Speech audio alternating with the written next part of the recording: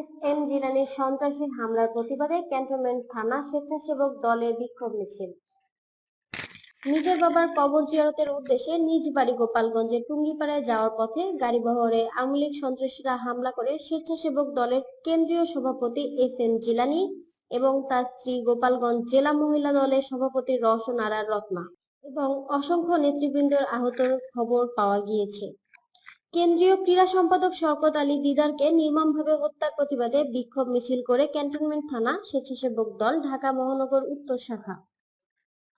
বিক্ষোভ মিছিল চলাকালে স্বেচ্ছাসেবক দলের নেতৃবৃন্দের মধ্য থেকে সরাসরি বিক্ষোভে অংশ নেন সাবেক আহ্বায়ক মিজানুর রহমান মিজান, সাবেক যুগ্ম আহ্বায়ক 15 নং ছাত্রদল সেক্রেটারি শামীম, সাবেক সভাপতি নাইম, ক্যান্টনমেন্ট থানা 15 নং ওয়ার্ড ছাত্রদল। প্রতিবাদ জানাচ্ছি। সংগ্রামী সাথী ও বন্ধুগণ, এই প্রশাসনের কাছে আমাদের অনুরোধ, যদি আমাদের ভাই দিদার ভাইকে যারা নির্যাতনজনকভাবে হত্যা করেছে তার সঠিক বিচার না হয়, জিলানী ভাইয়ের উপরে যে হামলা করেছে তার সঠিক বিচার না করা হয়, তাহলে আমরা ক্যান্টনমেন্ট থানা স্বেচ্ছাসেবক দল এবং ঢাকা মহানগর উত্তর স্বেচ্ছাসেবক দলের নেতৃত্বে আমরা রাজপথে তীব্র আন্দোলন করে তুলব। লড়াই সংগ্রামের কোন দল আছে? লড়াই সংগ্রামের কোন দল আছে? সেই দল স্বেচ্ছাসেবক, স্বেচ্ছাসেবক।